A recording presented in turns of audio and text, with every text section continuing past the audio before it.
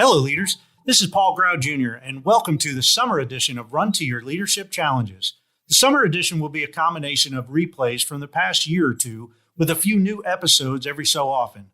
These replays will be a great reminder of the tips and challenges from the past year or two, and we'll still be able to accomplish our primary goal for the show, and that is to equip team leaders on a daily basis to lead through the challenges you face every day.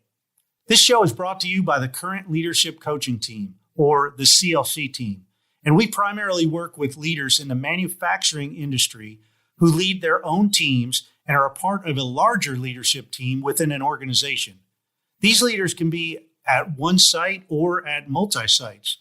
We work with these team leaders to get them all on the same leadership page with the same mindsets and attitudes and the same commitment levels to their team members and to the organization as a whole. For more info on how we can help you and your team, visit www.clcteam.com. Okay, let's talk about today's challenge or tip. So today, I want to share some takeaways about a live event I attended last week with my wife. This event was in Atlanta, and it was led by one of my wife's coaches, Sarah Anna Powers. And I'm telling you, it was awesome. One thing that was much different about this event than any other event I think I've ever attended in my life was that I was totally outnumbered. That is, outnumbered by women. I mean, there was about 50 people there, and I think I was one of 4 or 5 men. And I'll tell you what, I learned a ton about how women have a huge advantage over men in several areas of leadership. Now, I don't want to upset my men listeners, but I hope this may serve as a wake-up call for some of you. So here's what I discovered. First of all, the biggest differentiator is that women at this event were not afraid to be totally vulnerable. I mean, unrelenting vulnerability at its best. They simply opened up about their struggles and their victories, and they weren't afraid to do it at all. I've been in and am in some men's groups that get vulnerable as well. However, the difference that I've seen is that if you put a few women in a room full of men, the men will be a whole lot less likely to share their struggles. And this is where the women didn't back down, even though there was a handful of men in the room. Another big differentiator I noticed is how easy it was for women at this event to open up and ask for help.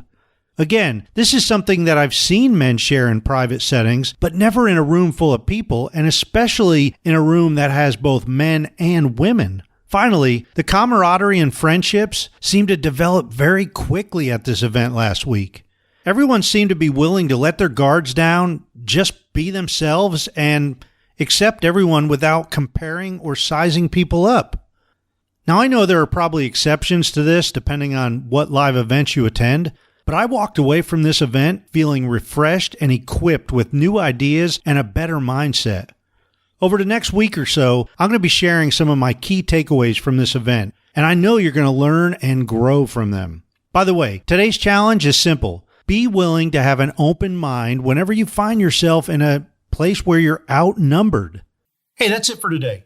But if you need further details on how the CLC team can work with you and other leaders within your organization, please check out our website at www.clcteam.com. We would love to connect with you and start building a better relationship. After all great leadership starts with relationships. Hey, have a great rest of your day. And until next time, run to your challenges.